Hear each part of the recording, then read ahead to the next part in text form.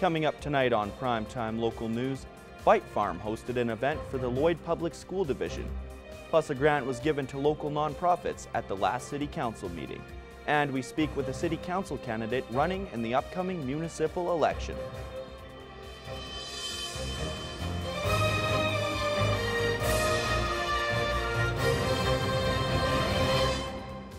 Primetime Local News, serving the Lakeland and Midwest regions. The LCHS Athletics Pathway was at Fight Farm to take in some self-defense classes. Our Jackson Fontaine has more on the program. Grade 10 and 11 students from Lloyd Comp got the opportunity to take in some kickboxing at Fight Farm this morning. This is all through the Athletic Pathways program that was introduced this year. So our athlete pathway is a multidisciplinary approach to whole athlete development. So we're building our students' athlete toolbox, so to speak. Our students get to participate in sport-specific training, but they're also getting opportunities to work on health and skill-related fitness components through participation in different immersive activities, as well as participation in different sports. There are 24 students participating in grade 10 and 15 for grade 11. All of these athletes are getting the chance to explore new activities and sports through the program.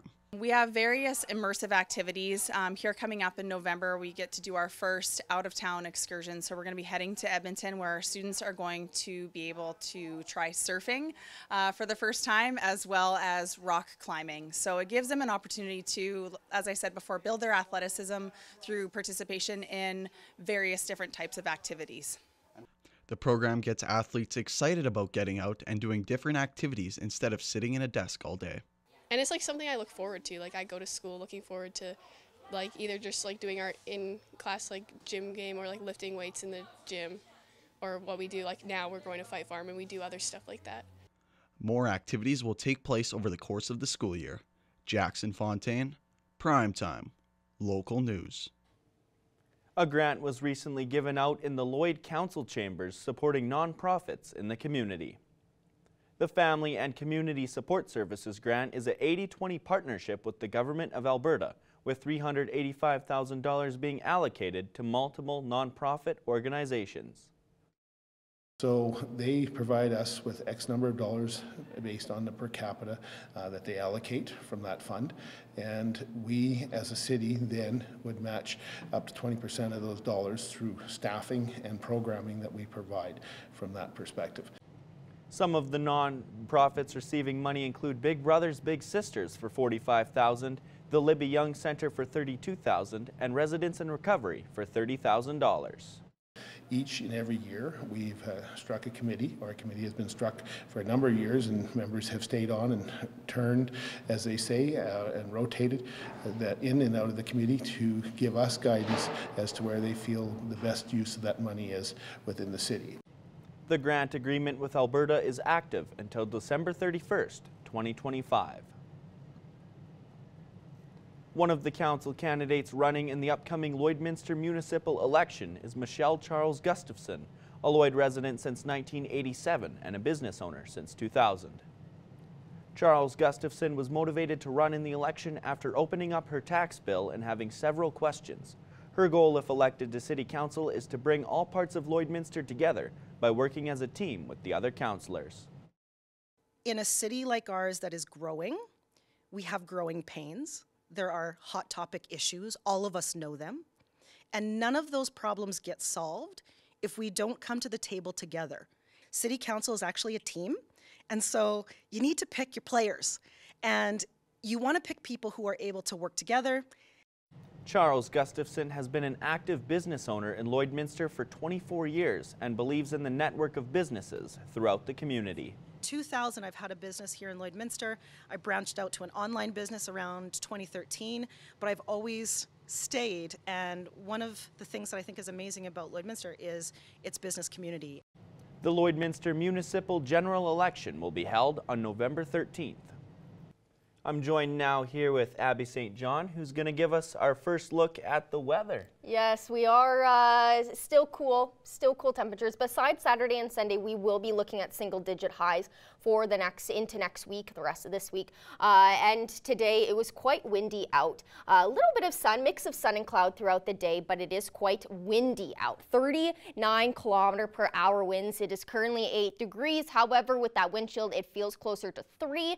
It is nice that we're still above 0, even with the wind chill, but still that wind definitely cools things down significantly, and it doesn't feel so great on the face either. And then current temperatures in Alberta similar to what we're seeing here. 8 degrees also at Marwayne, Vegreville, Wainwright, and Provost. 7 in Edmonton, St. Paul, Bonnyville, and Lac La Biche. 4 in Cold Lake. 9 out in Vermilion. And then in Saskatchewan, similar temperatures as well.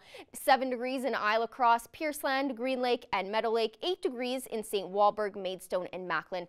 And North Battleford is at 9 degrees. Overnight tonight, North Battleford will drop down to -4. Clear skies, so that's lovely to see. 13 km/h wind, so it may still feel a little bit chillier, being below 0 at that -4. And then tomorrow, a daytime high of just 9 degrees, but there will be plenty of sun. Expect sunny skies tomorrow. 11 km/h wind, so it shouldn't be too bad of a factor with that 9 degrees. Overnight tonight in Cold Lake will also be clear and also -4 overnight. 13 km/h winds. Into tomorrow, where will be a daytime high of 7 degrees, plenty of sunshine as well, and 11 km/h wind, so it is going to be a lovely day out tomorrow. And then here in Lloydminster, we will also have clear skies, and we will also have a low of -4 tonight, so it will still be chilly. However, good news, that wind will slow down, thankfully, as we head into the evening. 15 km/h winds will be what we will see overnight tonight. And then tomorrow, around 6 a.m. will be -3, 15 km/h winds. That will pick up just a little bit to 17 by noontime, and expect sunny conditions, +4, which is nice. And then that wind really dies down by 6 p.m. to about 9 km/h, 4 degrees as well, and still remains sunny. And then by midnight, there will be a little bit of cloud coverage. It will be around -4, 13 km/h wind. So we get a tiny bit of a break from that wind speed tomorrow, which is always nice. Nice to see, as we have experienced a lot of windy conditions here in the border city. Over the next 3 days, it will get up to a high of 8 tomorrow with a low of -4. And like I said, plenty of sunshine. So it is nice to have that sun still out despite it being chilly. And then on Saturday, a high of 8 degrees and a low of -2. Those clouds will start rolling in, and that wind will pick back up on Saturday. And then on Sunday, expect cloudier conditions. It will be gloomy out with a high of 13 and a low of 0. So we do get into the double digits on Sunday, but it will still be quite chilly out with those cloudy and gloomy conditions. That is a first look at your evening weather forecast. We'll have more news coming up after the break.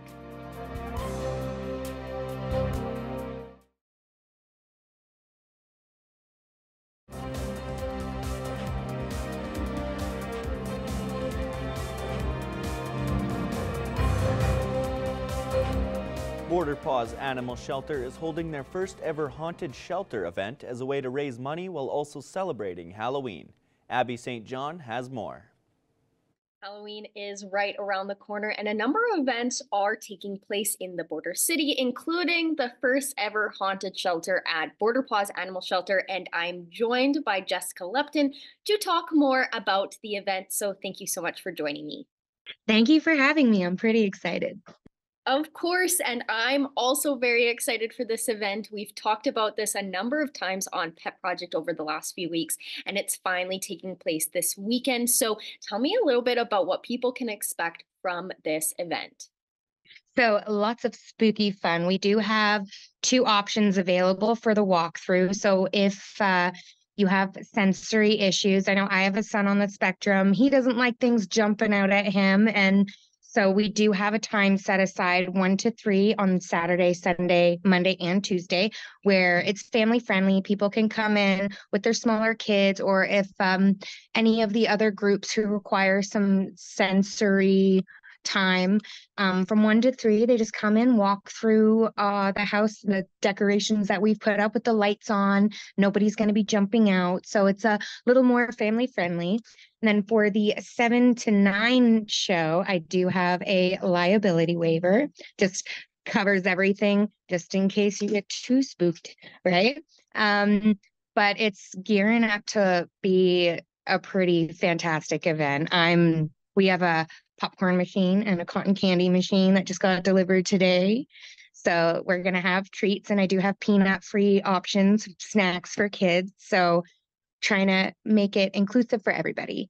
Which is amazing because Halloween is for everyone, and having those earlier shows for those kids and adults is great. Now, without giving too much away, as we want to leave as much of this a secret as possible, what are a couple of things people will see? So actually, one of our biggest volunteers, Julie Westergaard, and her partner James built a lot of the sets and things for us. So we actually have about an 8-foot tall guillotine that you're going to be able to actually stick your head and hands in and get pictures taken. I do have some very realistic looking corpse decorations, pretty spooky. Now there will be strobe lights and there are jump scares. So if you do have any health issues with your heart, I would maybe go to the 1 to 3 show just to be on the safe side. And there's also going to be a portion outside, so people should definitely dress a little bit warmer for that part. So we are turning one of our back kennels into kind of like a haunted graveyard. And we got a fog machine, got a couple of fog machines actually to make it extra scary. So yeah, I would dress a little bit warm because it's a short part of it will be outside. This just sounds incredible, and so much work has been put into making this possible, which is amazing, as this isn't just an event, but also a fundraiser for the shelter. And there are a few ways to pay for admission. So can you tell me a little bit about how people can pay for their admission into this event? So for monetary donations, we are asking a minimum of $2 per person, as we are trying to raise money, especially for our sick and injured fund. Some of this money is definitely going to go towards that because we do have some animals in our care requiring a bit more medical attention. In lieu of money, though, people do have the option to bring in some items from our list, which are things that all our animals and things that we need to use to take care of them. Things like our Canadian Naturals dog food. Right now, we're using the lamb and brown rice for our dogs. The turkey and salmon Canadian Naturals cat food. We're good on kitten food at the moment. Like, we will be probably updating the list again because our needs, like the animals, they do change frequently, especially when we're getting a bunch of kittens in. So we do. Side note, please spay and neuter your pet. That's wonderful. And those items go just as far as a monetary donation. So it's a great time to donate those items. And now finally, it's taking place this weekend. So what are the days and the times for both the early showing and the night showing? So our event is running for 4 days. We're going Saturday the 26th till Tuesday the 29th. Every day we will have the family-friendly show from 1 to 3 p.m.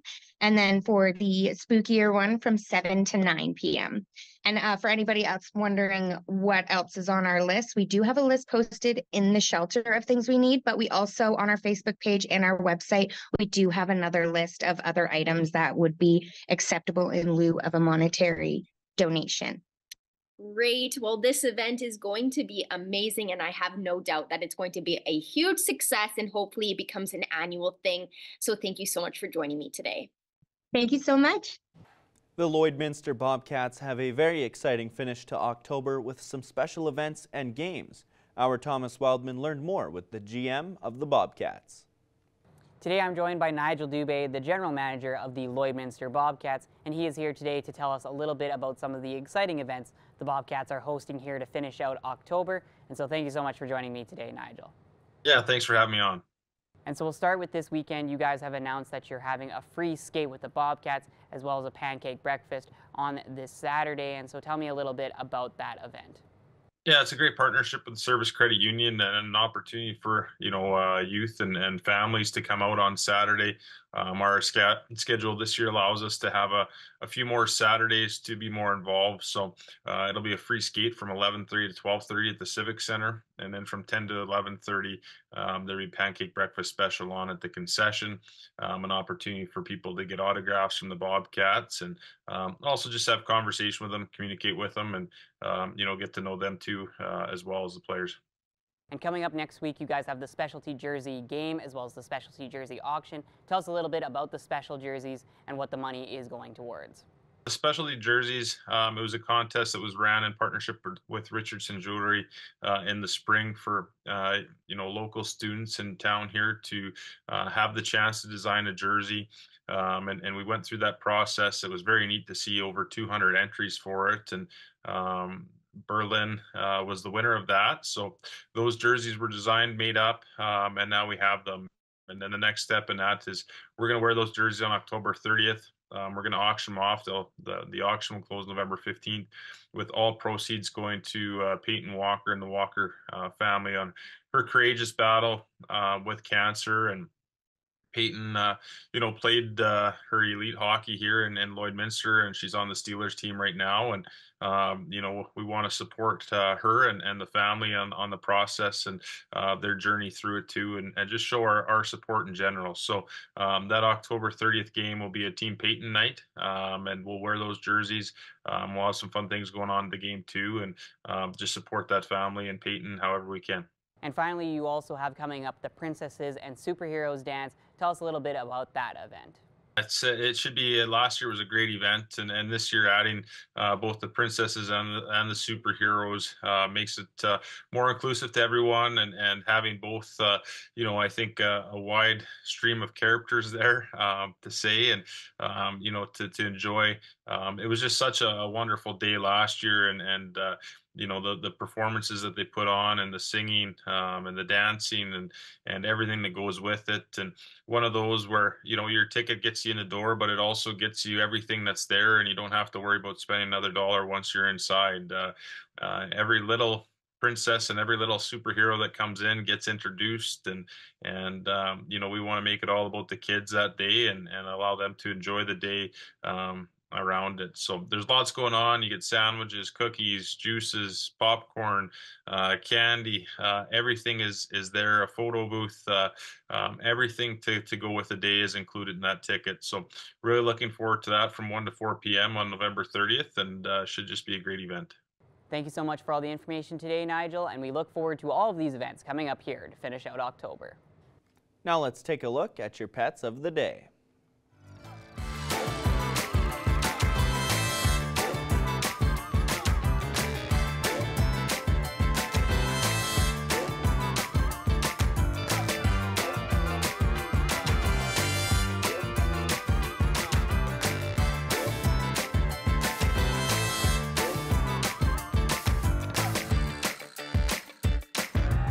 We want to see your pets. Send photos of your pet and their name to have them featured on Pet of the Day.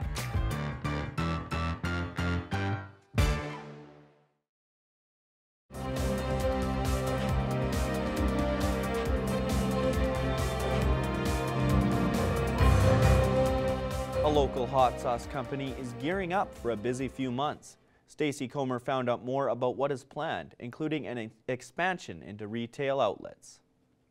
I have a special guest today on Primetime Local News. Kenny Mack is here, and today we're talking about his capacity with KM Artisan Sauces. Kenny, thank you so much for joining me. Hi, Stacy. Thank you for having me.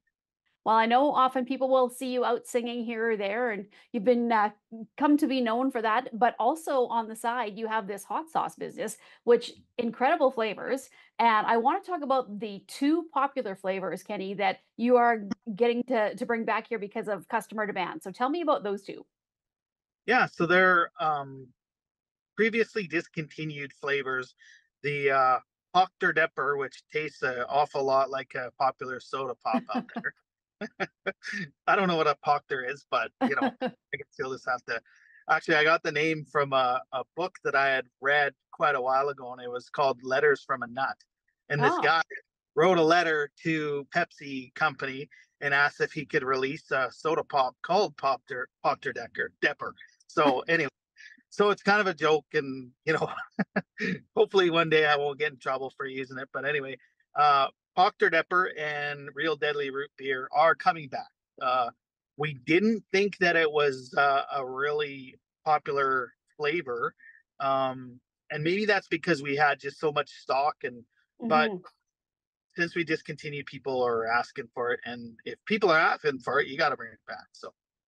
Well, Kenny, there's also some exciting news in that a retailer has picked you up here for the next little bit in a number of stores. I don't want to give that away. I'll let you tell me a little bit about what has happened there and where people can pick up your sauces in those chain stores. Well, there's a local fellow that I know, Arnie Barron, here in town, and he runs the Hickory Farms. And he loves the hot sauce so much, and he had asked if it would be okay if he reaches out to Hickory Farms to see if he could sell them in his stores. So he's got one in Lloyd Mall, and then I think there's two in Saskatoon, or three in Saskatoon, and one in Cold Lake, I think. I don't want to. Anyway, he's got a few Hickory Farm stores, and so they got back to him and said, "Well, no, we don't really work that way, but we'd like to carry him in all our stores." So, if that's okay, if we reach out to Kenny, then I was like flabbergasted. So we ended up picking up two flavors, spicy dill pickle and the scorpion sauce. And they're carrying him in all 32 stores, or not all 32, but 32 stores across Canada for this holiday season. So, I mean, definitely check out Hickory Farms and look for our hot sauce there. So that's exciting for us. Well, and Kenny, you were telling me that you also have spices. So tell me a little bit about that. Yes. Well, I mean, it's a blessing and a curse, because my most favorite thing in the world to do is just play around, and all these spices are coming out, and I'm thinking, one of my favorite spices ever was, I forget who came out with it, but it was a garlic and pepper and salt. And I was like, man, I can make this better. So I did, and I came out with it. I call it the ultimate GSP, the champion of your cupboard, garlic, salt, pepper. So we have that, and we have a chili lime, which is quite spicy, but tastes really good on your fruit and just, tacos and that kind of thing. So, and plans for a couple more as well. So I don't want to speak too prematurely about that. And for the regular sauces, Kenny, the ones we haven't talked about, what are the other flavors that you offer in the sauces? Hey, you're putting me to the test. Okay, well, just give me a few. Most popular is the spicy dill pickle. And then we have the friendly jalapeno, which is our mildest one. Then a signature sauce, which actually I've got a couple of them right here. Excellent. There's the spicy dill pickle. And then we also have the hottest. We've got three super hots. This is the more cowbell reaper sauce. We have ghost pepper sauce. We have a scorpion sauce, horseradish, which we call magical unicorn radish, which, funny enough, the customer doesn't normally put unicorn radish together with horseradish. So it's an interesting lesson in marketing. Just stick to the point, right? As cute as you think it is, and your mom thinks it's cute, and it might not be so cute, right? What else do we have? We have the two soda pop ones that we had mentioned earlier, and sweet honey cherry, sweet honey fireberry that I created for ice cream. So you have to try that on ice cream or a milkshake. It's really cool. And I know I'm forgetting one. Oh, how could I forget? The maple apple butter.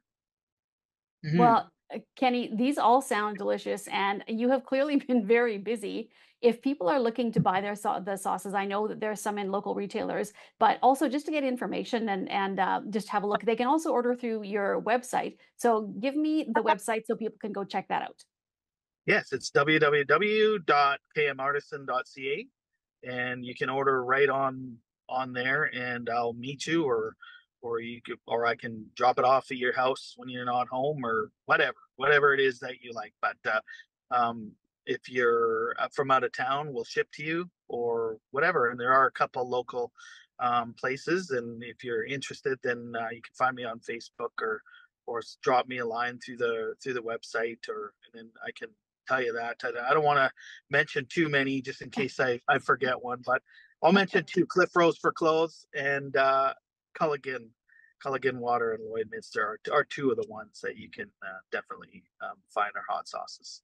Perfect. Well, thanks, Kenny. Sounds like you have a lot on the go. So we'll chat with you again soon. But thanks again for speaking with us today. And good luck with everything for the next couple of months here. I'm sure we'll be seeing the sauces everywhere just because of the hard work and success you've had with this. So congratulations, Kenny. And thanks again for speaking with us.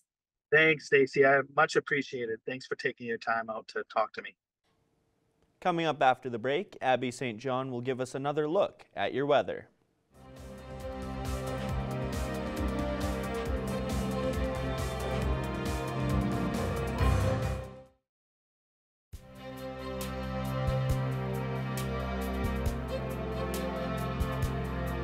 Welcome back. Taking a final look at our evening weather forecast. It's 8 degrees here currently, 30-kilometer-per-hour winds. We saw quite a windy day out today with that wind chill. It feels closer to +4. Current temperatures in Alberta similar to what we're seeing. 8 degrees in Provost, Wainwright, Vermilion, Marwayne, and Vegreville. 7 out in Edmonton and Lac La Biche and St. Paul. 6 in Bonnyville and 3 in Cold Lake. And in Saskatchewan, 6 degrees up in Isla Cross, Green Lake, and Pierceland. 7 in St. Walburg and Maidstone, 5 in Meadow Lake, 8 in Macklin, and 9 out in North Battleford. So similar lowish temperatures across both provinces. Overnight tonight here in Lloydminster, we'll have clear skies, which is nice. We saw quite a sunny day out today, and that will continue on into the evening as that sun sets. We will have clear night, 15-kilometer-per-hour wind, so that will also slow down to -4 will be our overnight temperature. And then tomorrow, just to break down the day, around 6 a.m. it will be -3, 15-kilometer-per-hour winds. It won't be nearly as windy as it was today. 4 degrees by noontime, sunny conditions, 17-kilometer-per-hour winds. That will remain till 6 p.m. It will be 9-kilometer-per-hour winds, and then overnight it will reach -4. And then over the next 7 days here in the border city, high of 8 and a low of -4 for tomorrow. And then on Saturday, we'll also have a high of 8 and a low of -2. And those clouds will start rolling in and that wind will start to pick up. Going into Sunday, we'll have quite a gloomy day out, cloudy and milder with a high of 13 and a low of 0. We do get that double-digit high. And then on Monday, a high of 4, low of -5. On Tuesday, a high of 2 with decreasing clouds, so we will have more sun, and then that will be the case on Wednesday with very sunny conditions, high of 6, low of -5. And then to finish off the week, a high of 4 and a low of -4 for Thursday, mix of sun and clouds. So our weather is going to be quite chilly for the next week. Besides that 13 degrees, we are seeing those highs being lowish in those low-digit numbers. Definitely, yeah. It's getting that classic, late October, early November sort of weather, but that's just, I guess, what we have to deal with. That's where we are and what time of year it is. That's right. That's all the time we have today for Primetime Local News. Thanks for watching.